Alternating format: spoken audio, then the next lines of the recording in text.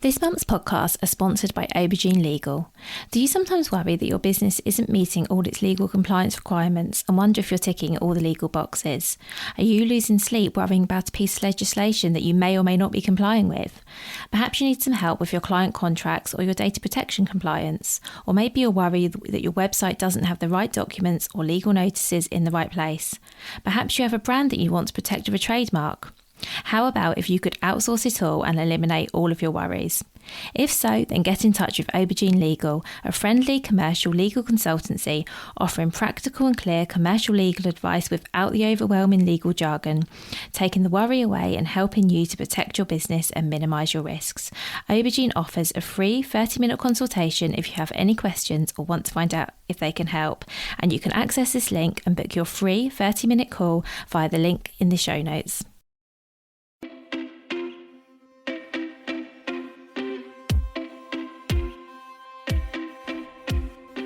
Welcome to the Bring Your Product Ideas to Life podcast. Practical advice and inspiration to help you create and sell your own physical products. Here's your host, Vicky Weinberg.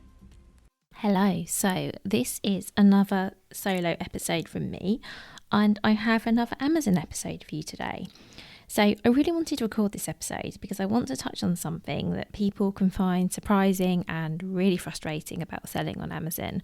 And then I want to give you some practical tips and advice on how to handle it. So I've not really been shy at sharing that Amazon can be a hard marketplace to sell on for lots of reasons. I won't go into all of those reasons today, but I think it's fair to say that lots of things can go wrong and sometimes things do go wrong, and most people who sell on Amazon will come up against issues from time to time. And today what I want to talk about is how to resolve issues with selling on Amazon, particularly if you're just starting out, because I think when you're in those early days and you know perhaps you don't feel that confident about what you're doing anyway, perhaps it's completely new to you, it can be a real knock when things get hard and things don't work out as you expect them to and as they should. So today I'm going to be really honest about some of the things that can go wrong when you get started and what you can do to overcome them or perhaps even avoid them. If you are wanting to learn how to navigate Amazon Seller Central, this really won't be the right episode for that. I do offer one-off training sessions on how to use Amazon Seller Central if that would help you, but to be honest, there is far too much to cover here, and it's really best if I can deal with your specific questions or issues. So you can book in a session with me via the link in the show notes or via vickyweinberg.com. So that's VICKIWEINBERG.com. We are going to be talking a lot about using Amazon Seller Central today, but in terms of how you actually set up an account or how you actually set up a listing, that's definitely something that's best to handle for you directly, because it's much too big a topic to cover on a podcast. So let's talk about the reason for this episode. Sometimes I feel people really don't believe me when I tell them how bad an experience dealing with Amazon seller support and Amazon in general can be. As for Amazon customers, it's usually pretty good. But you see all sorts of issues, you get issues, you raise a case with the seller support who are like the customer service team. And quite often it seems like maybe they haven't read your question or they haven't looked at the background, or the response you get might seem like it's a bit of a template response, something that doesn't apply directly to you. And to be fair, I'm assuming that they are super, super busy, but as sellers, that really doesn't help us. To give you a real example of this, I recently started working with a new client, and the brief was to set up his listings on Amazon. And I'm not going to lie when I tell you it has taken us about 5 weeks to get all of his listings set up and looking as we wanted to. And first of all, I should say that that's rare. That doesn't happen all of the time. Sometimes, in fact, most of the time I can get everyone's listing set up and they're fine, but there were lots of things that went wrong. So just to give you a bit of background, he used to sell these products a long time ago, and it seemed like Amazon had retained all of the old data. So when we were trying to set up the listings with nice newly written titles and product descriptions, they didn't want to accept all of those. For some reason they did some but not others. They wanted to use sort of different older listings they had retained in their system rather than the lovely new professional photographs we were adding. And I'm not gonna lie, it took so much time to get it set up. And at first, I think he probably maybe felt it was me, but luckily could see sort of the emails flying back and forth between me and seller support and realised actually it was something their end. But it felt like at every step there was another hurdle. So yeah, it really can happen. And even if you're really competent on Amazon and you really know what you're doing, as I consider myself to be, sometimes things do not go as you'd expect them to, and it's absolutely no fault of your own. And I should probably say now that this isn't actually meant to be a negative episode. It's actually quite the opposite. I just want to share with you the fact that things, issues do arise when you start selling on Amazon, and just kind of give you some advice on how to deal with them. Because one thing that I see is people giving up completely because things get really hard, things go wrong, it can be hard to get them fixed, they're going back and forth on emails perhaps trying to get issues resolved, and then they just give up and go, do you know what, this isn't for me. And I really think that doesn't have to be the case. Also, I should say, I don't mean to scare you, everything I share that can go wrong can also be fixed, and I'm going to tell you how it can be fixed. Because I think lots of you know that I genuinely believe Amazon can be a great place to sell. And if Amazon is a really good fit for your product and, that's where your customers are, I think it would be a real shame for you to give up because you've had a bad experience either with getting your listing set up or with the support you've had from Amazon Seller Central support. So let's talk briefly about what kind of issues can arise when you start selling on Amazon. So I'm just going to give you a list of things I've either seen or experienced myself. And I'm not talking about the big things here. I'm not talking about things that, could potentially get your account closed down. I'm just going to talk about the smaller things that can prevent you from getting started or really knock you if you've just started selling and then something goes wrong. Because I'm thinking that quite possibly you might be in that situation. And I'm really hoping that what I share here will make you feel, maybe a bit better that this isn't just you. These things, are quite common, as I deal with so many accounts and work with so many sellers every week. A lot of what I'm sharing here is common. There's very few things I've seen only happen to one person. And also, as I say, give you some advice on what you can do yourself to resolve this. So I hope this gives you lots of confidence. So some of the things that can go wrong is you might find out that the product or category that you want to list your product in is restricted and you need to get approval to create listings. That generally isn't a problem or an issue, but it's something that might take a little bit longer. So it could be an issue if you've only given yourself a few days, let's say, to get your account set up and you think, oh gosh, this is going to add another 2 or 3 days onto my timeline. So I'll say right straight now, give yourself as much time as you can to get yourself set up, knowing that things sometimes do go wrong. And even if things go brilliantly, worst case scenario is you have your account and your listings all set up a little bit early, and then you've got the peace of mind that that's done. So give yourself enough time. So you might have issues with setting up your product listing. For example, some issues with barcodes. I think I've mentioned before that any barcodes that you use, if your product does indeed need barcodes, and we'll come on to that in a moment, but if your product does need to have barcodes, you need to purchase those barcodes from GS1. That's the only place Amazon accepts barcodes from, so please bear that in mind. But you can still, even with that, have issues. So for example, very recently I worked with a seller who created a new listing and Amazon said, well, you can't use that barcode because that's registered to another product. And it turns out that another company had used her barcode. How Amazon allowed that to happen, who knows? It took me weeks to get that sorted out, despite the fact clearly, the lady I was working with wasn't in the wrong in any way. Someone else had used her barcode without her knowledge. Not her fault, possibly not even the fault of the person who did it. Maybe let's assume they mistyped a digit or something. Let's hope they weren't doing anything malicious. But it did take us a couple of weeks and prevent us from launching because we couldn't, obviously, until we sorted that out. So maybe you're using wording in your product listing or title that's quite similar to another listing, and Amazon mistakenly thinks it's the same product. Again, it's something that you can resolve, but it can be annoying. Maybe it's issues of the brand. So for example, maybe the brand name you're using already exists, or maybe you haven't typed your brand name in exactly as you registered it, or it doesn't match the one you submitted when setting up your account. So these really small things do matter. Maybe the product text you're submitting isn't displaying as you send it in, or perhaps it's not updating. So let's say that you set up some dummy listings just to make sure you had them there, and maybe you just put some placeholder text. Now you want to add your real text, but your real text isn't getting accepted. That's something that can happen. Maybe your listings are suppressed or inactive because you haven't filled in a field that you need to fill in. So whether it's ingredients, if you're selling like a grocery product, or maybe it's dimensions for another product, or, material if you're selling clothing, whatever it is, it might be that you've missed out a field and so your listings have been suppressed. Or maybe it's because you're using wording that you can't actually use on Amazon.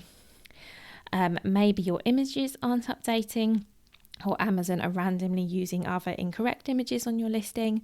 Again, I saw this happen to a client recently who sold a product in 2 versions. It was the same product, there were 2 variations of it basically, and Amazon was showing the same picture for both, even though they definitely had different distinct images.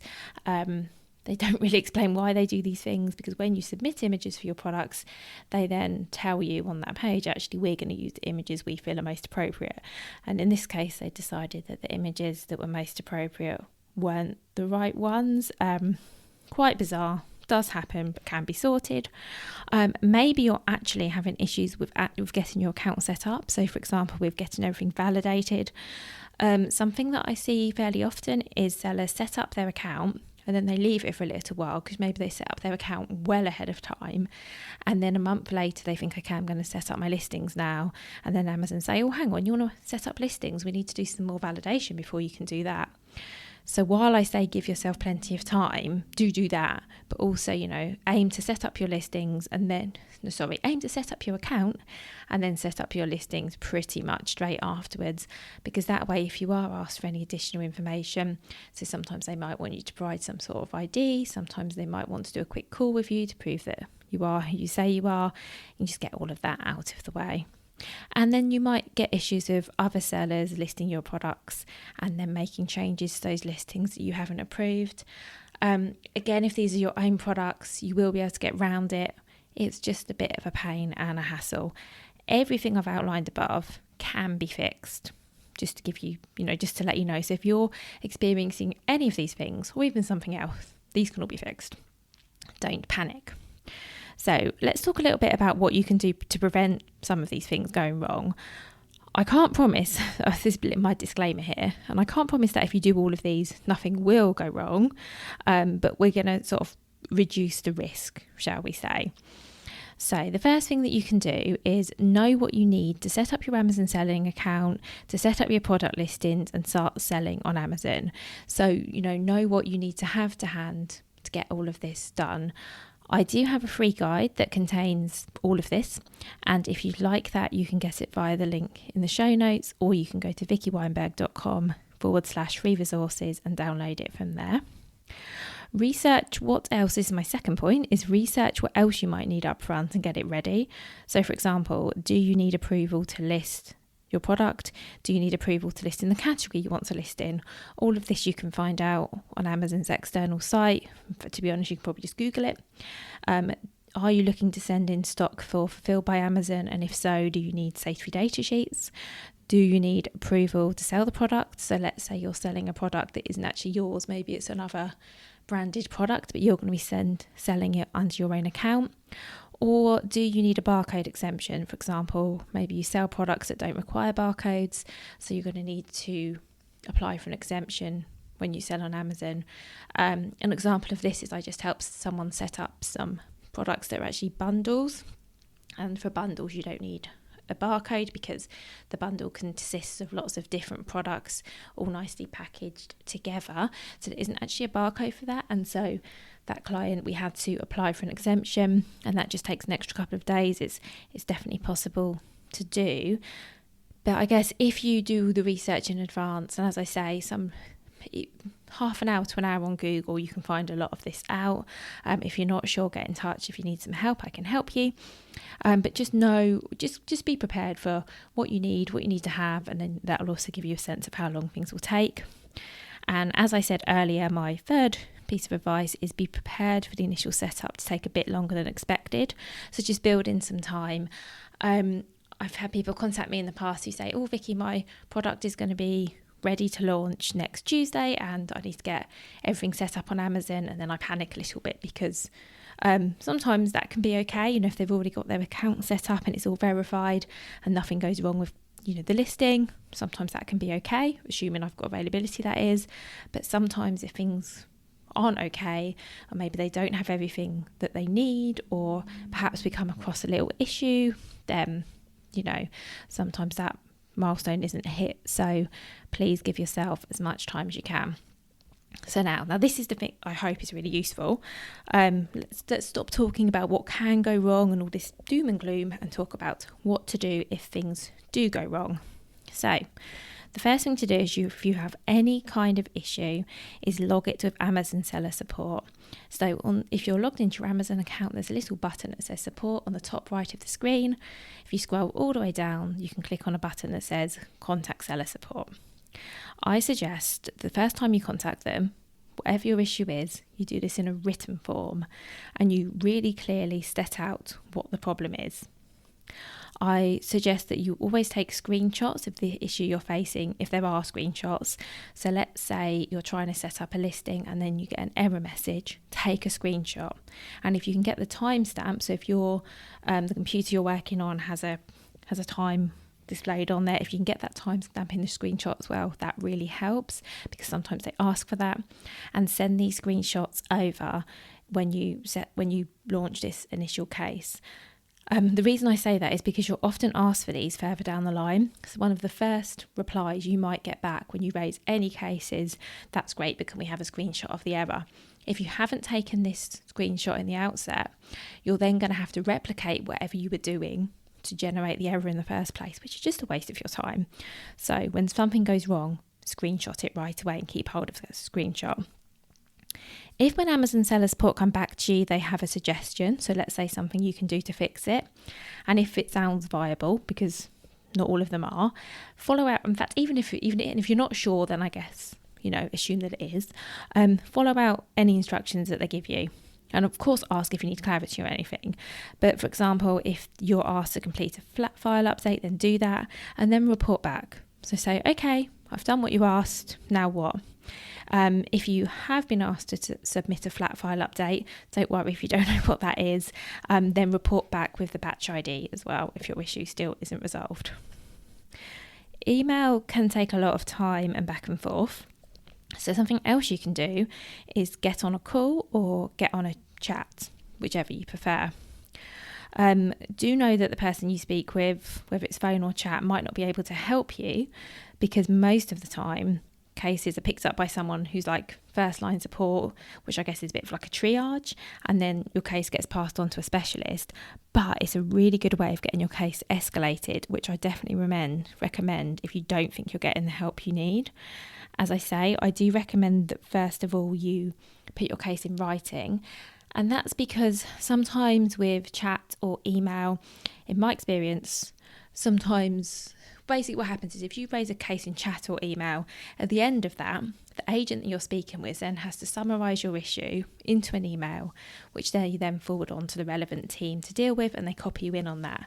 So many times when I've seen that email that's come out of the chat, I've thought to myself, that isn't the problem, that isn't what I said, why does it say that? However, if you raise your case as an email initially, it's already there in writing, and then you can say to the support agent, look, this is my issue, it's already in writing, here it is, can you help? So that is my top tip. And as I say, don't be scared to escalate. If you don't have the time or inclination to get on a call or open a chat, then just go into your open case, hit reply and type something like, please escalate, and then reiterate what your issue is. You can even copy and paste it.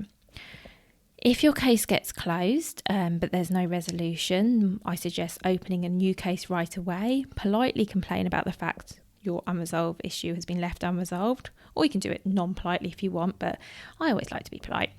And reference that case number of the case that got closed so that it can be investigated.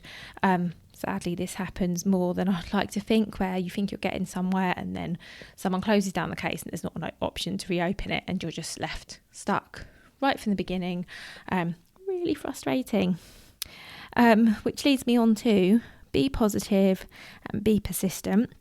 It is frustrating. It can take a long time to get a helpful response, but please don't give up. Something I often share with people is sometimes you can go back and forth, and then it's like the right person picks up your email, because remember, it isn't the same person you're going back and forth with, it's whatever support agent picks up that case. And sometimes it can be like a miracle that, you know, suddenly someone really helpful picks up your case, and either they fix something for you or they give a really helpful response, and suddenly it's over and it's okay and everything's fixed. That's amazing when that happens, and it does happen. I guess that I don't know if quality is the right word, but the caliber of the person who's answering the case varies. Some people have probably been doing the job for a long time and are very knowledgeable. Others are perhaps, maybe it's their first week, they're not as sure. And of course, you don't know who the person will be that will pick up your case. So keep going until you find someone that can help. And finally, if it all gets a little bit much, remember that I can take this off your hands. I don't actually like dealing with this any more than you do probably, but I deal with so many cases that I've actually developed quite a thick skin. Plus, I'm naturally very tenacious, which I guess also helps. Believe me, I don't give up. All the advice I give to you, I am doing for other people constantly. I'm always going back and forwards with emails and getting on chats, and I'm very persistent, and I always get things resolved. And I have clients that will testify for that, so it's not just me saying that. If you want some help, you can get hold of me at vickyweinberg.com, and of course that's in the show notes. So 2 final things I just want to touch on. One is, I get asked a lot, can I just phone Amazon Seller Central support? Can I just get on a phone call with someone? Well, yes, you can. And well, yes and no. You can't call them, but as I mentioned earlier, you can open a case and ask them to call you, which I think is the next best thing. But as I mentioned earlier, get your issue down in writing before you request a call, because otherwise, as I said, you're leaving it to the agent you speak with to understand your issue correctly and write it down correctly before passing it on to someone else. There's a lot less confusion, and it's a lot clearer if you do it yourself. And you can do it straight afterwards, by the way. You can absolutely open a case via email, go back into that case, reply and ask for a call. You can definitely do that. And the same with chat as well. However, with the chat, even though the chat history is retained, I still think it's always better to have an email record of your issue, first of all. And then the final thing I want to talk about is, you may be wondering this, but something I do get asked quite a bit is, why is the seller support so bad? And I'll be honest, I don't know. I don't think it's that good. I think it's getting a bit worse. I know lots of you are finding the same. My thoughts on this, and that is just my opinion, is that maybe the person looking at your case is just like a first line support. So maybe their role is just to assess cases and pass them to the relevant department, like a bit like triage if you are unfortunate enough to go to A&E. So they might just be, literally reading your message, replying if they think they can help. Sometimes you get what looks like a template reply. So perhaps they're trained, if someone says this, then this response. And then sometimes you do find your case gets escalated as well, or passed to the relevant department. And that seems to be happening more and more. So I think a lot of the issue is that the first person you speak to might not necessarily be trained to help you. And of course, that isn't their fault. And that is why my advice is always to be polite and to be kind. If you know me, you know that I'm being polite and kind is something that I do pride myself on. So I always want to be polite and kind, because I genuinely don't think anyone wants to be unhelpful or bad at their job. I think it's just that their job is maybe not the job we wish it was, and we wish we were getting hold of someone who could actually assist, initially, but that doesn't seem to be what happens. And my best advice is to follow the steps I've outlined here. If you do get stuck with anything, don't get disheartened. Don't give up. And if you really do get to your wit's end and you think, oh, this is just too much, get in touch and I can help you. But I really hope that I've given you a little bit of confidence so that you can deal with lots of these things on your own. And of course, I hope that nothing ever goes wrong for you. But I like to be honest, and I don't want to pretend everything's all sunshine and roses when it isn't. And I really hope that you've picked up something today that you will find useful. So I hope that's helped. Take care, have a lovely week, and I will be back with another episode next week. Thank you so much for listening all the way to the end of this episode. If you enjoyed it, please do leave me a review. That really helps other people to find this podcast. Make sure you subscribe so you don't miss any future episodes, and do tell your friends about it too if you think that they also might enjoy it. You can find me at vickyweinberg.com. There you'll find link to all of my social channels. You'll find lots more information, all of the past podcast episodes, and lots of free resources too. So again, that's vickyweinberg.com. Take care, have a good week, and see you next time. If you've been inspired to start a podcast in 2024, I really recommend my podcast host, Captivate. Captivate were my top pick when I started podcasting 4 years ago because of how easy it was for a complete novice like me to get started. I've stuck with them for the last 4 years because Captivate is still really simple to use. They keep adding great new features like the ability to share ads like these, and they've just been really reliable. So when you're ready to start your own podcast, you can use the link in the show notes and get a free 7-day trial with Captivate.